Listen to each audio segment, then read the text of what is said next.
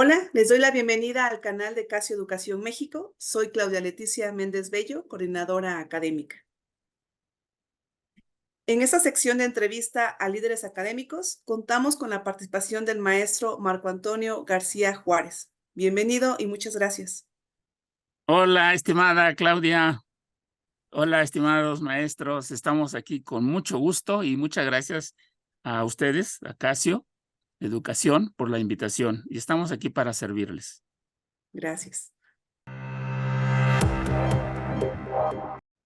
Maestro Marco Antonio, seguramente varios de los colegas que ven este video lo conocen, pero agradeceré que se presente con nuestra audiencia.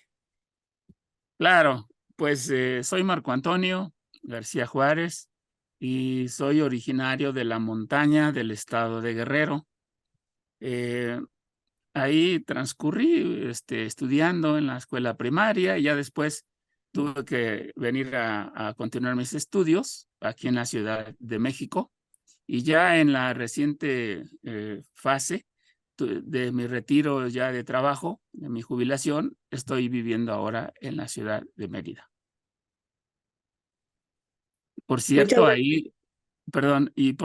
ahí pues me dedico a caminar, que es de las cuestiones que más me gustan.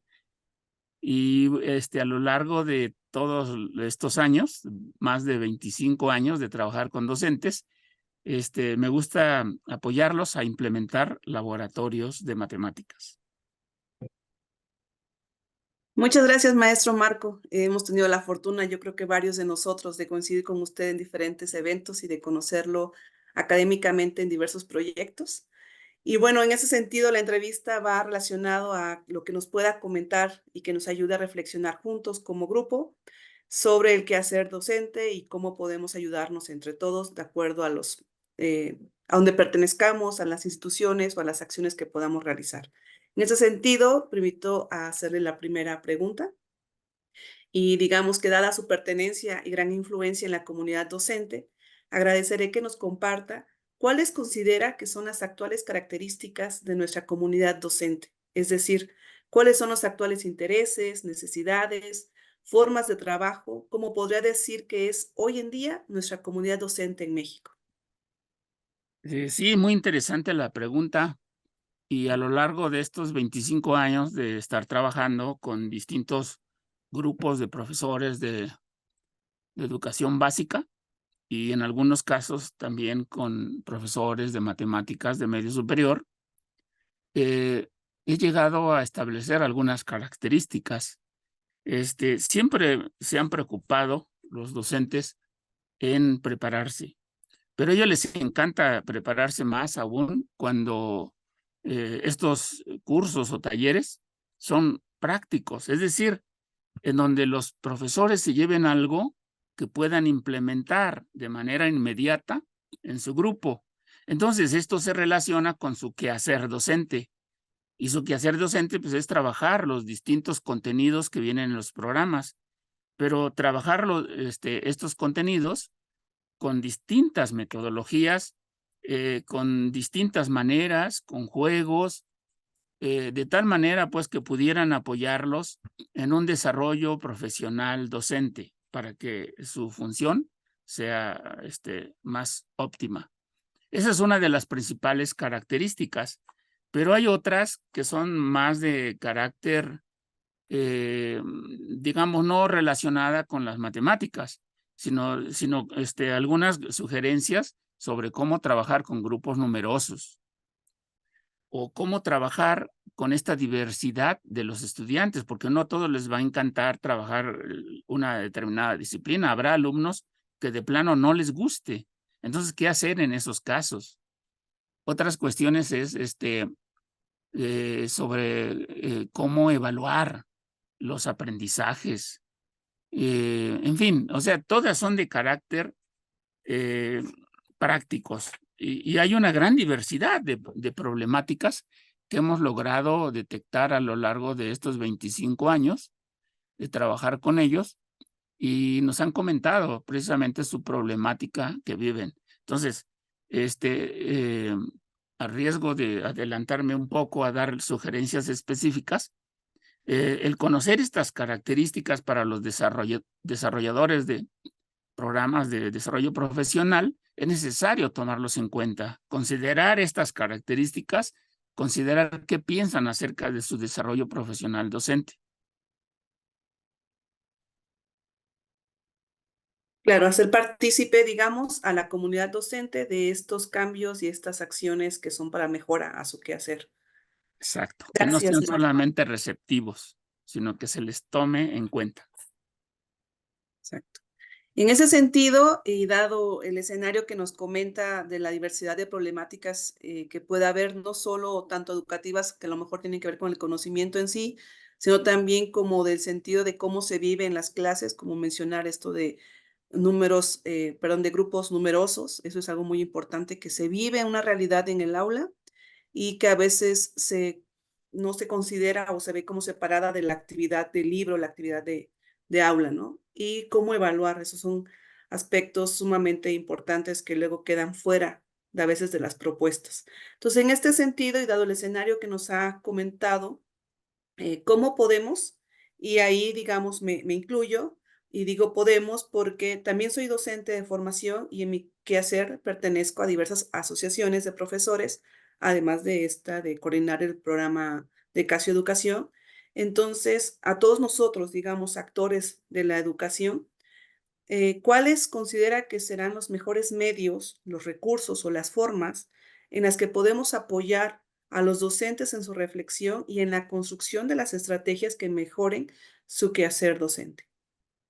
Pues me das oportunidad de dar a conocer una propuesta que hemos ido afinando a lo largo de 25 años y en donde precisamente ustedes, Casio, nos ha apoyado en una parte muy importante que quiero darles a conocer los pormenores. Si me permites, estimada maestra Claudia, hacer una presentación para que los que nos vean,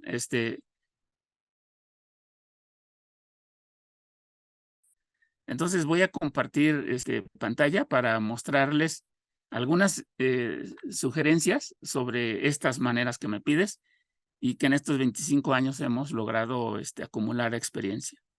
Entonces voy a compartir pantalla sobre cómo trabajar con docentes, o una manera de trabajar con docentes. Hay muchas maneras. Entonces, nosotros hemos acumulado cierta experiencia en estos 25 años que ya mencionaba. Creo que ya se alcanza a ver. Sí, todo bien. Sí, nuestra experiencia radica principalmente en trabajar en zonas marginadas. Originalmente no empecé así, sino empecé a trabajar en las ciudades, en la Ciudad de México en especial, y después por cuestiones de vida personal, pues yo soy de una región muy marginada de la montaña, empecé a trabajar. Precisamente ahí se ven imágenes de mi pueblo, por ahí cerquita nací, en la montaña alta del estado de Guerrero. Entonces, como yo mencionaba al principio, siempre se han preocupado los maestros por actualizarse, capacitarse ante tantas reformas. A mí me tocó vivir, fíjate, Claudia, me tocó vivir ya como 10 reformas educativas desde 1971 hasta la actual. Entonces ya te podrás imaginar, ¿no? Cuántas reformas educativas hemos pasado y siempre los profesores se preguntaban cómo trabajar de manera práctica los distintos enfoques, los distintos contenidos curriculares que a veces cambiaban de una reforma a otra y surgían otras, cómo trabajar con los distintos materiales manipulativos y cómo trabajar con las famosas tecnologías de la información y la comunicación, donde en muchos lugares pues no se cuentan con esos recursos, o muchas veces los textos, no consideraba ciertos contextos de zonas marginadas. Entonces, los maestros tenían muchas problemáticas, ¿no? Y empezaron a surgir en estas reformas términos que a veces los confundían más. Por ejemplo, yo recuerdo acerca de las competencias matemáticas, que todavía se sigue oyendo, ¿no? En muchos países. Y pues muchas veces se creía que la competencia matemática era competir entre alumnos, ¿verdad? Pues porque había competencias deportivas, entonces ahí la competencia era así como de quién es el mejor, ¿no? Y no era así. Entonces, ante otras situaciones sobre cómo desarrollar el pensamiento lógico, cómo trabajar las metodologías activas, porque la mayoría de los profesores, pues enseñamos como aprendimos. La gran mayoría no ha tenido oportunidad de trabajar eh, con las investigaciones más actuales, porque no llegan a muchas regiones los hallazgos de las investigaciones en educación matemática. Muchas veces esas investigaciones están concentradas en centros de investigación y a veces no pasan de ahí. Entonces, los que se forman, pues se formaban solamente en esos espacios, pero ya en la práctica, pues empezaban a surgir otras cuestiones, como repito, cuestiones prácticas sobre que había que darle solución en el aula, cómo trabajar las metodologías activas, porque a partir del 93 se empezó a hablar de las metodologías activas para la enseñanza y el aprendizaje de las matemáticas. Entonces, para ellos, ¿qué es una metodología activa? ¿Cómo se construye el conocimiento matemático a partir de esas metodologías activas? Y cómo trabajar los distintos contenidos curriculares con nuevas formas de trabajo. Entonces, todo esto, tuve que ir dándoles respuesta junto con ellos. Es decir, no llegué como un experto, sino más bien recuperando los saberes, porque ellos han acumulado muchos saberes, y con ellos fuimos construyendo una manera, a partir de problemáticas que fuimos detectando a lo largo de muchas escuelas. Por ejemplo, algunos maestros nos decían, pero es que aquí en nuestra escuela no tenemos un laboratorio de matemáticas. Yo les empezaba a hablar de que trabajar con materiales manipulativos. Dice, aquí no tenemos laboratorios, carecemos de todo, no nos ha llegado prácticamente nada o nos llegó este material, pero no sabemos cómo trabajar con él. Entonces nos dijeron, pues falta un fichero de actividades en donde si nos van a enviar un material, que nos digan más o menos cómo trabajar con él o trabajar talleres prácticos para trabajar con distintos materiales educativos. Y como repito, cada día se fue enfatizando un enfoque activo de las matemáticas. Entonces, empezamos a desarrollar una serie de talleres que enfatizaban precisamente el aspecto activo, pero sin decirlo, simplemente que ellos vivieran la situación activa del aprendizaje de las matemáticas. Nos mencionaron de que había contenidos curriculares, sobre todo de probabilidad y de estadística, porque casi nunca se veían en los programas. No, mejor dicho, sí estaban en los programas, pero en la práctica no se alcanzaban a ver. Entonces había temas considerados difíciles y esos temas poco se trabajaban en los talleres. Entonces nosotros los empezamos a retomar, porque bueno, siempre se trabajaban casi siempre los mismos contenidos, que eran básicamente contenidos aritméticos, suma, resta, multiplicación, división, con números naturales o decimales, pero había otros temas difíciles que no se han considerado en los talleres de formación. Entonces, ahí hay una problemática. Y, la falta de conocimiento, además de las nuevas tecnologías, porque en muchas regiones no llegan esas nuevas tecnologías, se carece de Internet, se carece de ciertos elementos necesarios. Entonces, todo eso fuimos dando solución a lo largo de 25 años de trabajar con ellos. Y, y, y elaboramos un programa de desarrollo profesional docente precisamente para resolver algunas de las problemáticas detectadas junto con los profesores. O sea, ellos fueron los que iban estableciendo sus principales problemáticas. Y en este esquema está resumido el trabajo de 25 años, más o menos, de trabajar primero en la Ciudad de México.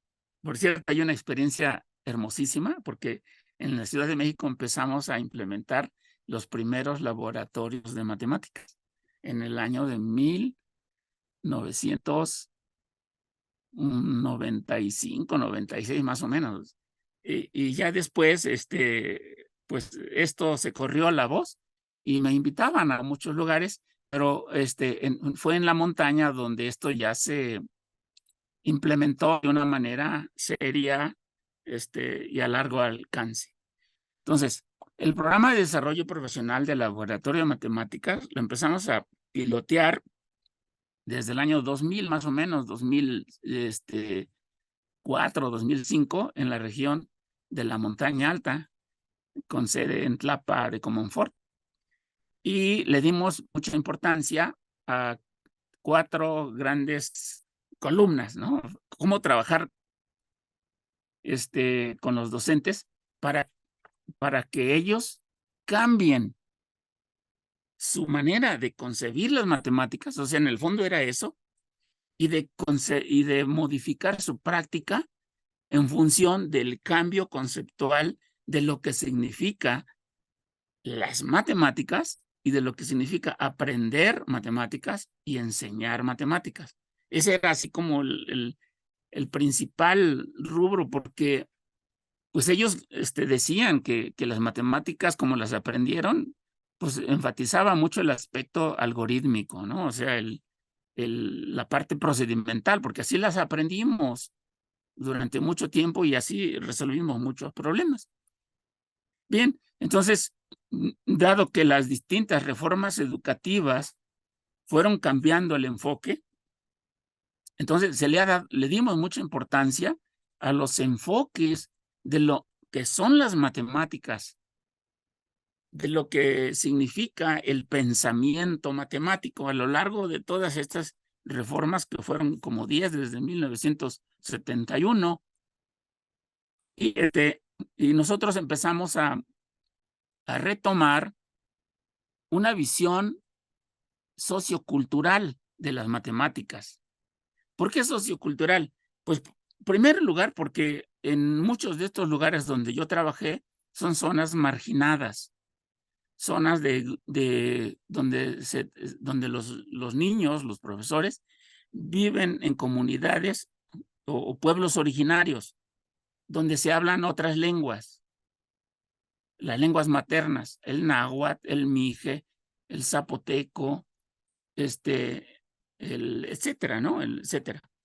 Y ahí había mucha matemática en la práctica, en los diseños, etcétera. Entonces, esto nos llevó a concebir un enfoque sociocultural de las matemáticas, donde la matemática tiene mucho que ver, como lo dice Bishop, con 6 actividades universales de las matemáticas: el contar, calcular, medir, diseñar, ubicar, explicar, argumentar y jugar.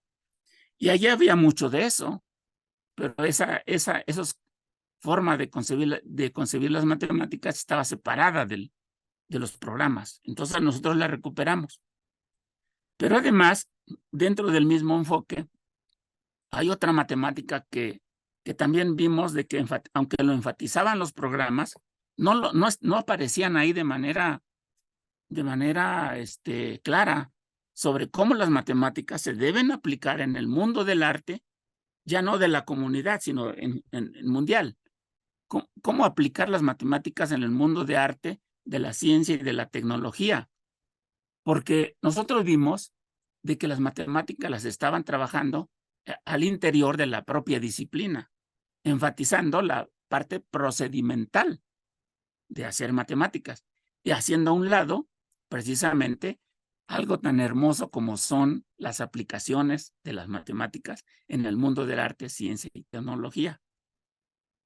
Y así, porque, bueno, nos pedían mucho porque la reforma anterior, y hace como 2 reformas, se le apostaba mucho al enfoque de competencias matemáticas.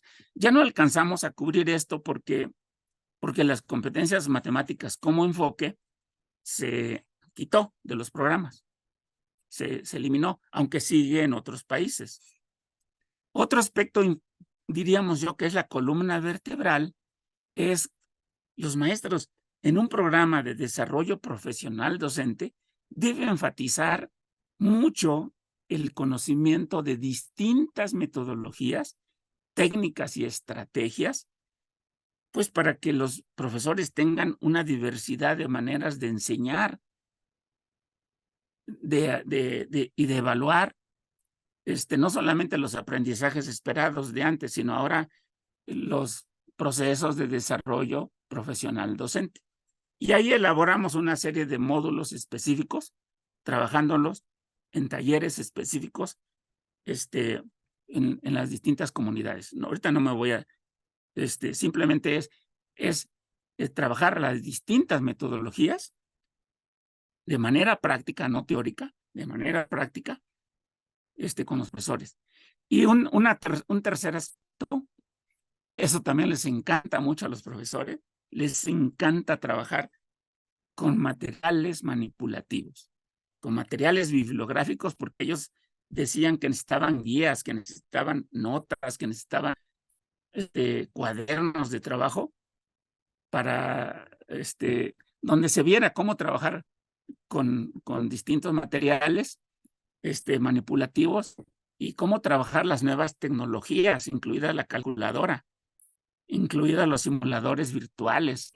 Entonces empezamos a elaborar cuadernillos, porque todo el mundo tenía calculadora, pero no sabía qué trabajar con ella, no sabía qué hacer con ella. Entonces nosotros desarrollamos algunas prácticas y,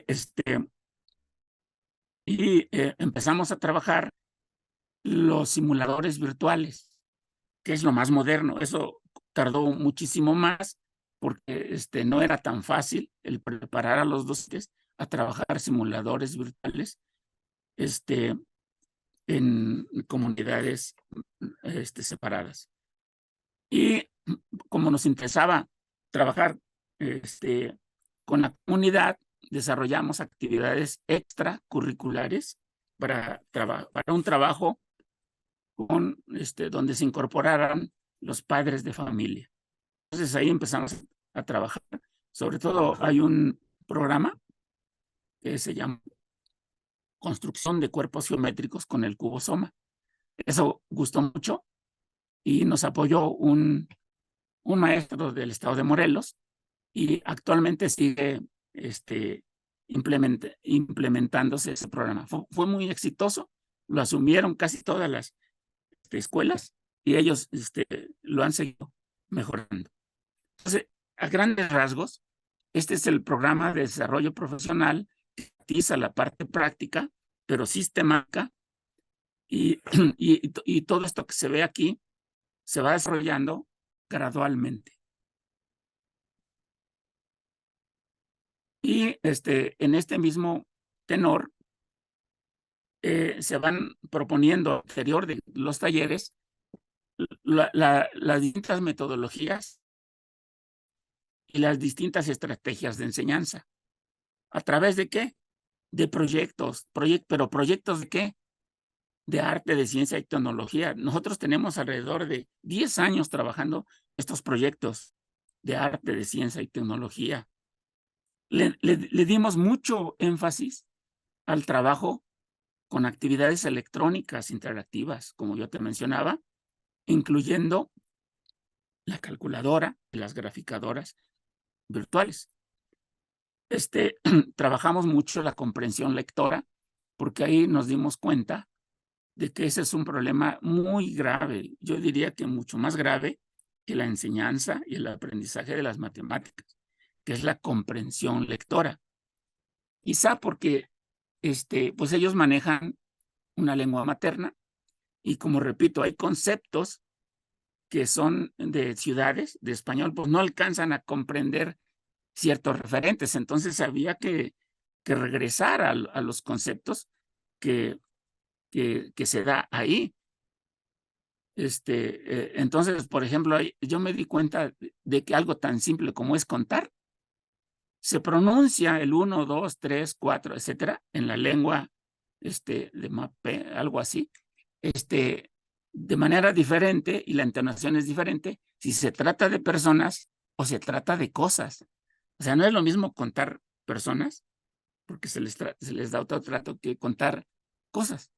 Entonces, sutilezas, pero se queda uno sorprendido.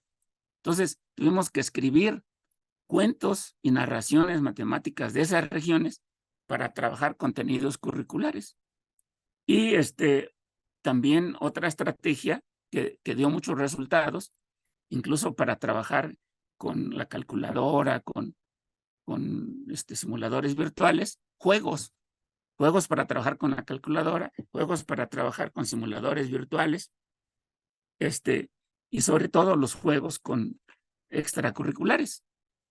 Y la parte que no culminamos porque se nos atravesó la pandemia, es enfatizar la estrategia de enseñar a resolver problemas, porque las distintas evaluaciones han arrojado resultados muy, digamos, alarmantes, ¿no? Entonces, nos pidieron los profesores si se podrían diseñar cursos y talleres prácticos donde se enfatizara la enseñanza de la resolución de problemas.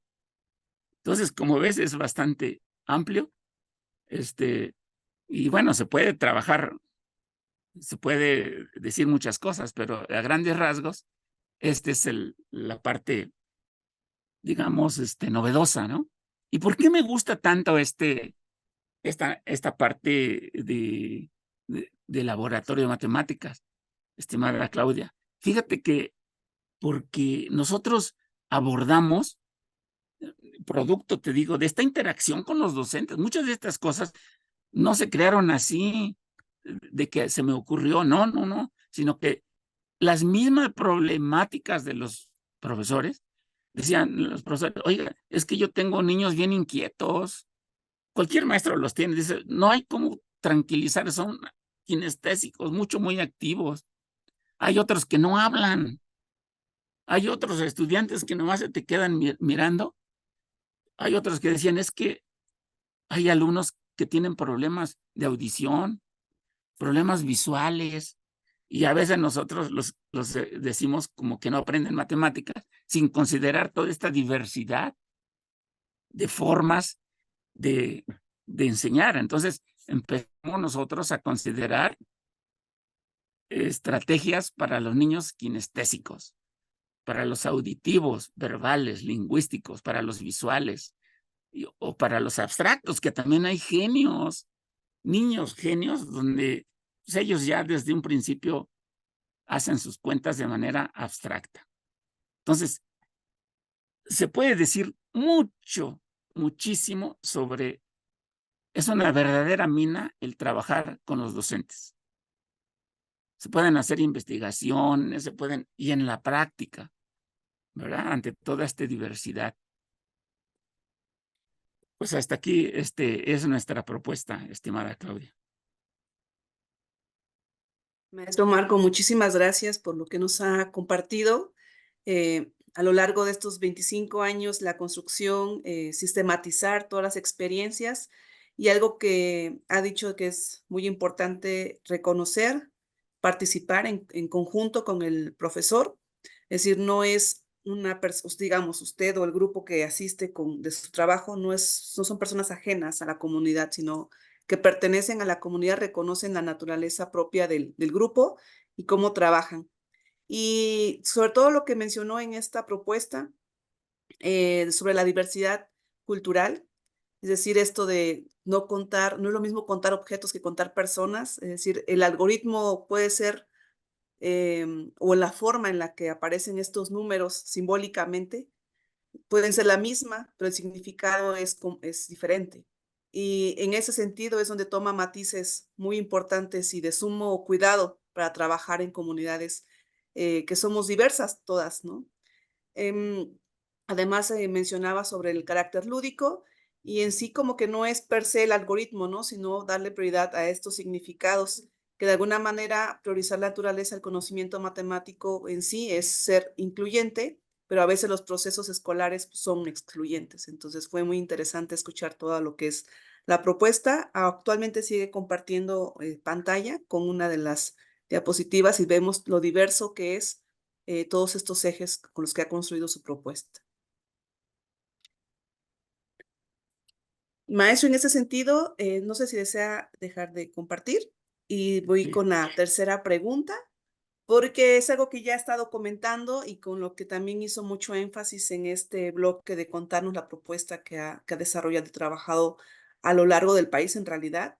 Y es que, maestro, pues yo he tenido el privilegio de coincidir con usted en diversos eventos académicos, además de que también ambos nacimos en el hermoso estado del sur, Guerrero. Y los que nos ven en esta entrevista coincidirán conmigo en reconocer esa gran labor y forma en la que usted trabaja con los docentes, y en verdad con todos los docentes, en todos los lugares.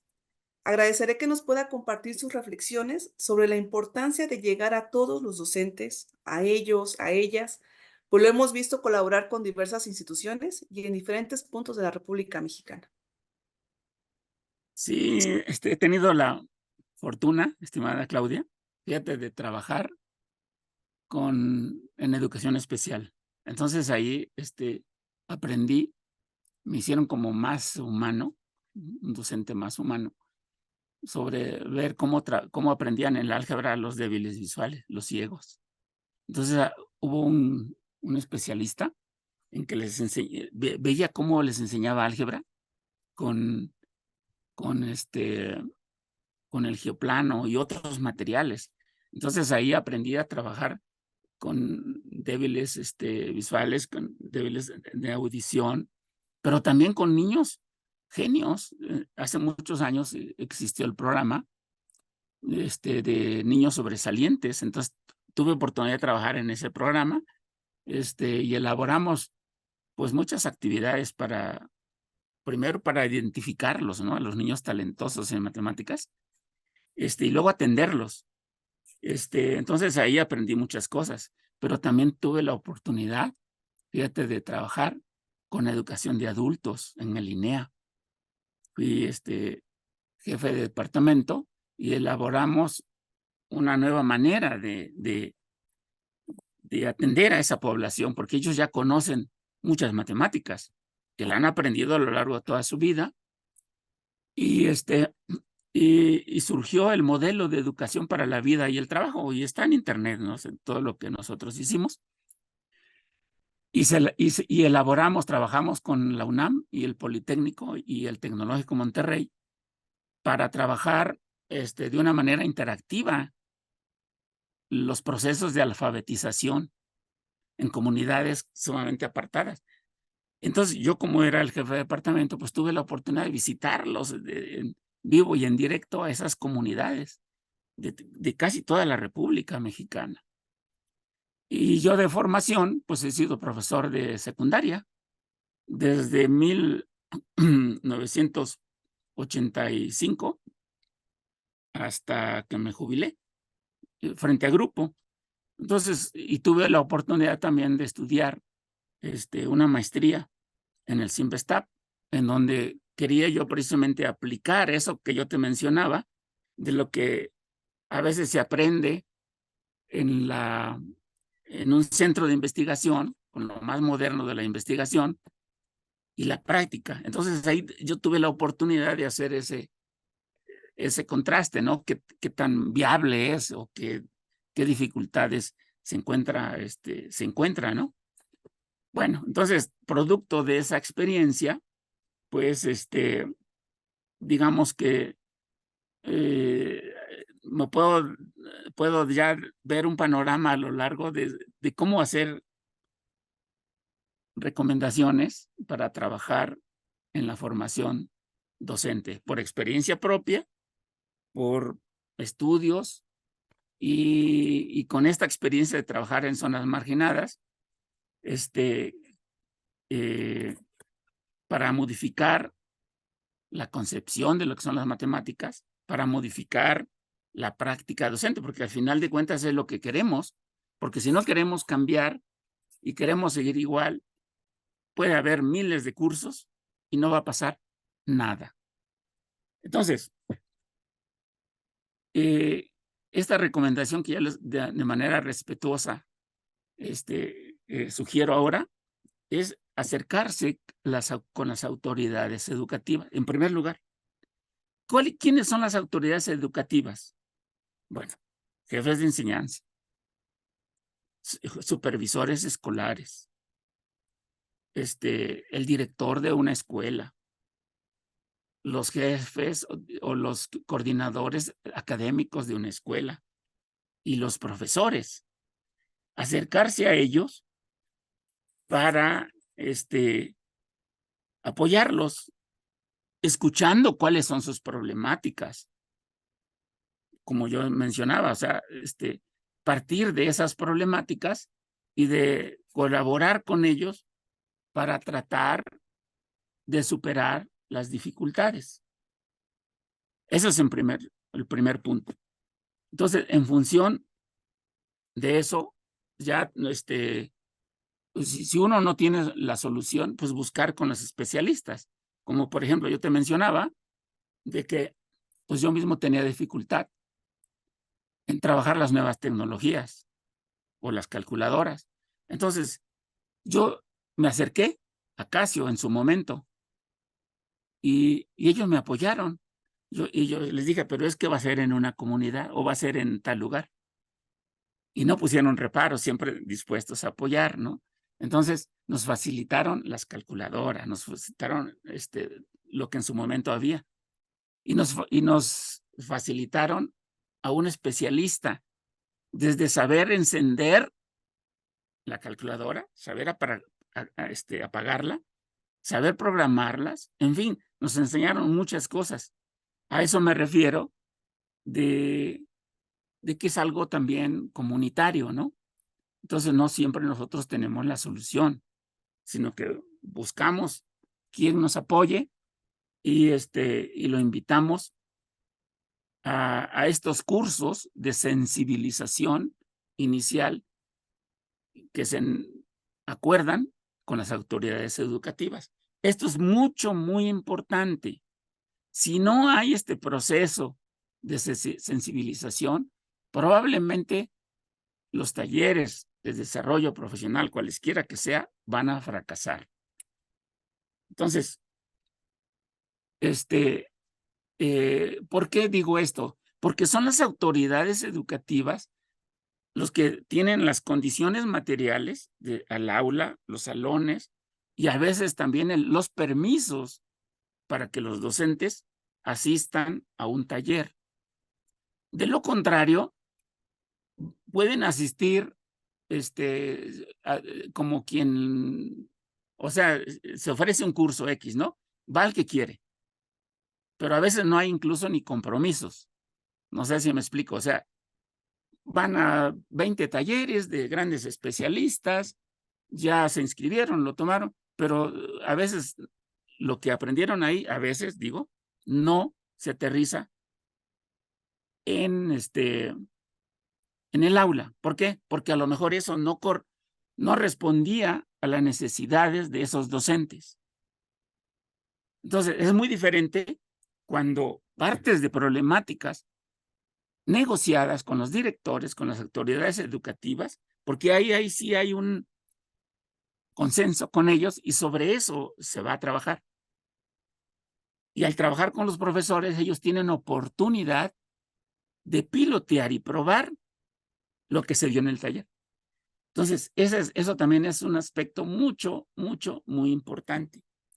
Otro aspecto importante que se puede negociar con las autoridades educativas es el de suministrar los apoyos materiales. Es decir,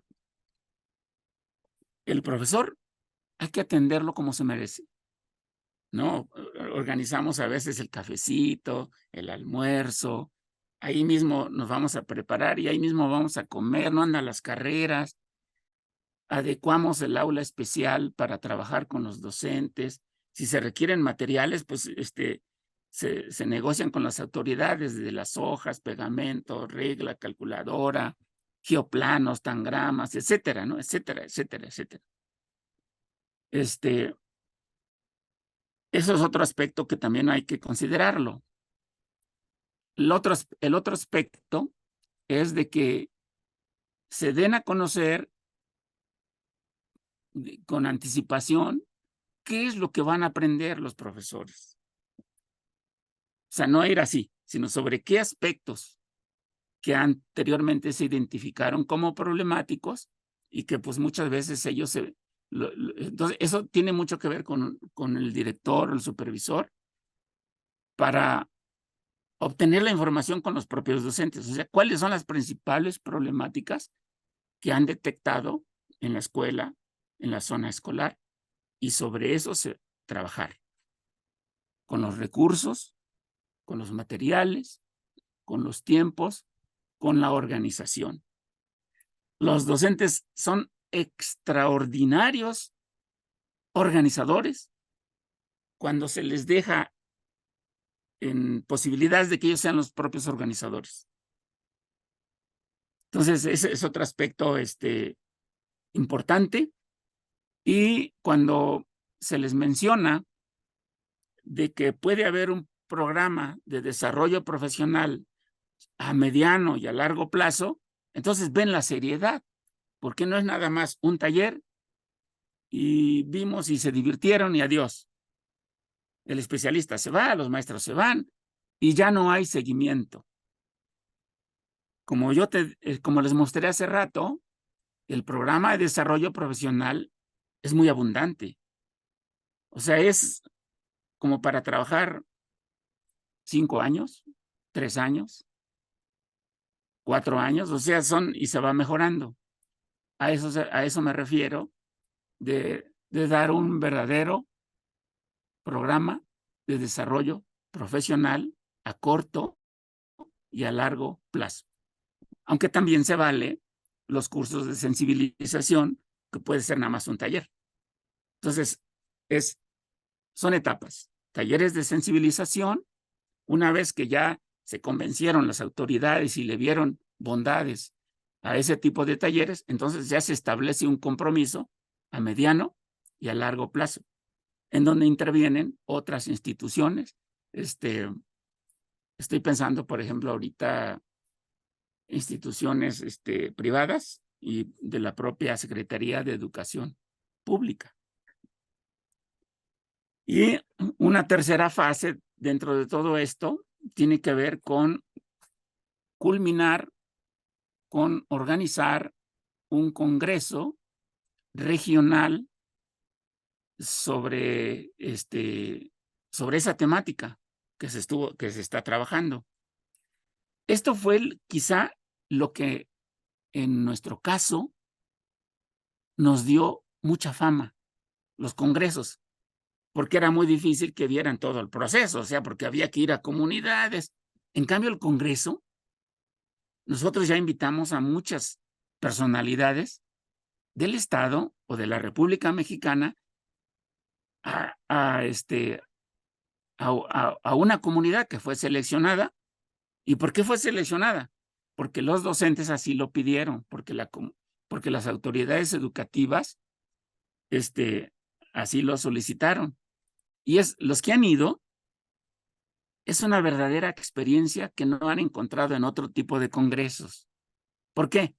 Porque convives con la comunidad, te hospedan en su casa, te dan de comer en su casa, no hay hoteles, entonces tienes que ir a esas comunidades. Y se da otro tipo de relaciones. El especialista se hace más humano, ya no se ve tan alejado de la realidad. Y afortunadamente nos han apoyado.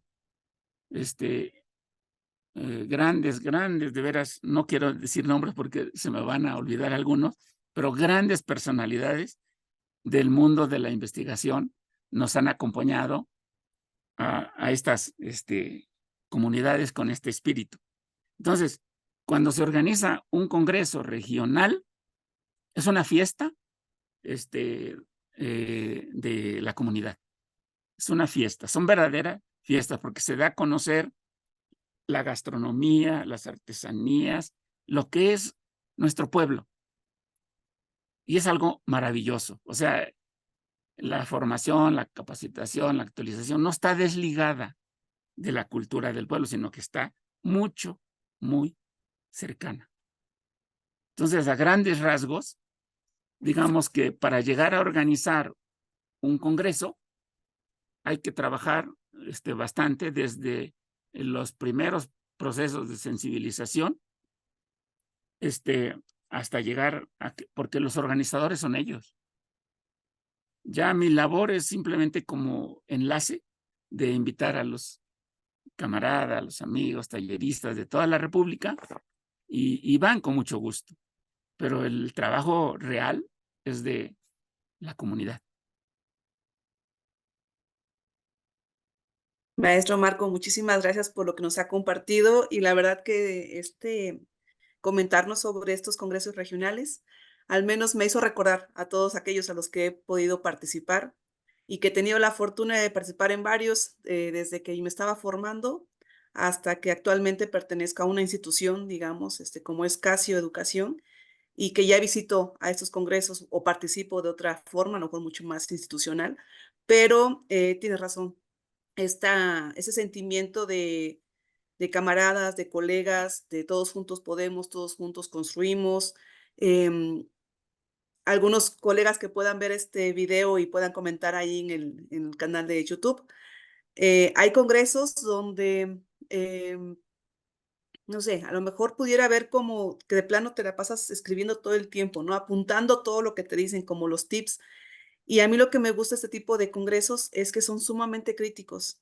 No se pierde obviamente el respeto, el saber que somos colegas, pero son sumamente críticos y en la crítica se debate y se construye y se reconstruye. Eso son congresos que no se pueden perder, son eventos sumamente interesantes y que afortunadamente hemos seguido trabajando a pesar de estos periodos, digamos, como de pandemia, que tuvimos muchos procesos en línea, pero que ya tenemos eventos presenciales. De hecho, creo que los últimos que nos vimos fue en una Ciudad de México y nos vimos en Chilapa, Guerrero, de hecho, en uno de los eventos. Entonces, son eventos muy interesantes, donde sí se vive toda esta parte cultural, como bien lo menciona, pero también una parte muy crítica y que te quedas con una gran tarea y un gran quehacer y funciones a las que hay que hacer. A ver, le agradezco mucho haber hecho este recorrido porque me recordó todos estos eventos.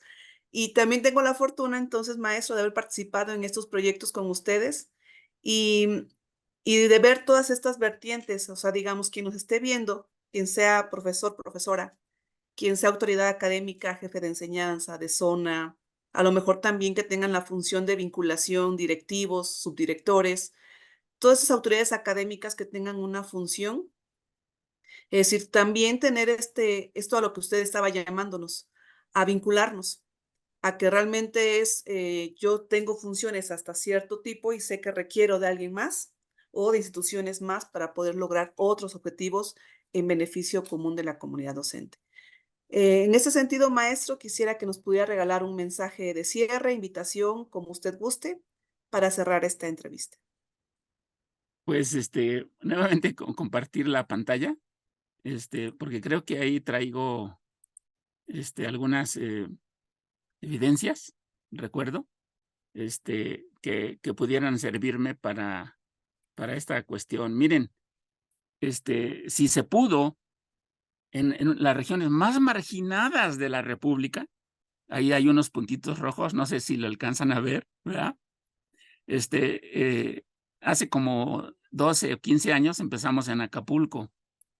Después, por cuestiones, repito, de mi origen, pues me fui a trabajar a los lugares más alejados de Guerrero, en la montaña alta y en la montaña baja.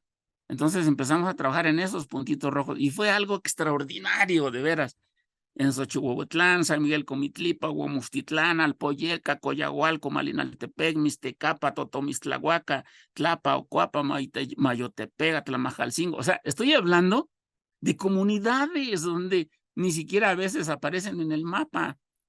Y los resultados, sobre todo en un pueblito que se llama Totomislahuaca, que aquí está, ¿cómo se llama? En amarillo. Ahí el profesor que más ha destacado de todos, ¿verdad? Es, el profesor Abel Morales Bello, que actualmente justamente, colabora con Casio y colabora en todo, porque ese es el espíritu que está entre todos los docentes. O sea, ellos están dispuestos a colaborar. ¿Por qué? Pues porque ellos viven en condiciones verdaderamente de alta marginación. Maestros, si esto se pudo, porque no es de si se podrá o no es un proyecto, o sea, es algo ya consolidado. Si se pudo en esas regiones, imagínense lo que se podrá hacer en ciudades, en Ciudad de México, de Puebla, en el norte, en Monterrey, en las principales ciudades donde los profesores tienen acceso a programas de desarrollo profesional y con muchos recursos. Y miren, maestros, lo más extraordinario es que los que fueron los docentes de estas comunidades, ahora conforman el equipo Latmatics. Son los que con los que yo me apoyo, porque pues de alguna manera, y más ahora que sufrí una fractura, pues ya no, me está costando trabajo moverme. Entonces, ya contamos con un equipo. Si esto se replicara en todas las regiones de México con programas de desarrollo profesional, se transformaría, fíjense bien lo que estoy diciendo, se transformaría la misma comunidad. Es otro el perfil de los docentes cuando, digamos, entran a este programa de desarrollo profesional. Más que aprender matemáticas, más que ser especialistas en matemáticas, son mejores seres humanos. Son verdaderamente comprometidos con la educación de su pueblo. Entonces, eso, maestros, es una emoción que me da, porque pues ahí están los profesores, ahí está el equipo, y ellos siguen trabajando en sus comunidades y están dispuestos de ir, como lo han hecho, a otras regiones para seguir apoyando a otros colegas. Entonces, aquí mostramos algunos elementos de lo que se ha hecho en zonas marginadas, a veces con recursos muy modestos, otras veces con recursos que cuenta con la propia escuela. Entonces se hacen maravillas, ¿no? Ahí está un ejemplo de cómo se van inaugurando los laboratorios de matemáticas en estas distintas regiones. Yo realmente me emociona esto porque es un sueño que vengo arrastrando desde hace más de 25 años, pero ya está consolidado en algunas regiones y les dan una formalidad realmente extraordinaria, ¿no? Los mismos docentes en las rancherías, en las regiones, les dan una formalidad. Es decir, por eso yo les decía, no es nada más un congreso o un taller y ya no, se le da formalidad como es nuestro pueblo mexicano. Es formal cuando se ve que algo es serio. Y bueno, pues ahí están algunos de nuestros eventos. Podría mostrarles miles, ¿no? De evidencias, como mencionabas, ¿verdad? Maestra Claudia, donde los docentes pues son colaboradores, participativos, y cuando ven que algo es serio y formal, lo apoyan con mucho gusto. Entonces, invitarlos a todos a que nos sumemos, sea con este programa de laboratorio de matemáticas o cualquier otro. Yo simplemente les estoy mostrando mi propuesta, ¿verdad? Y bueno, pues muchas gracias por la oportunidad que me brindas, maestra Claudia, de dar a conocer esta propuesta educativa, y esperamos que muchos docentes se interesen. Y estamos pues dispuestos a colaborar en todas las regiones de nuestro querido país, México. Porque ya en el estado de Guerrero ya lo hacemos, ¿verdad? En todas las regiones. Entonces, pues estamos aquí con mucho gusto y trabajamos, eh, pues ya les mostré, ¿verdad? ¿Qué cosa trabajamos? Muchas gracias. Al contrario, maestro Marco, muchas gracias a usted y vamos a colocar en la descripción de este video información del maestro Marco, la página donde pueden conocer más sobre el laboratorio, también de los colaboradores que mencionó, de Abel Morales, que forma parte de su grupo de trabajo. Nosotros hemos hecho también jornadas académicas junto con el maestro Marco, igual que con el maestro Abel, en línea, en compañía también de la ANPM, que nos permite tener una jornada académica en línea completamente gratis y que tienen conferencias, talleres y que vamos a intentar hacer estos procesos como de seguimiento que justamente nos decía el maestro Marco, ¿no? La importancia del seguimiento a estos proyectos. Maestro Marco, muchísimas gracias por su tiempo, por estas reflexiones y seguimos en contacto junto con los profesores aquí por este sitio y por otros de Casio Educación. Gracias. Adiós, muchas gracias a todos.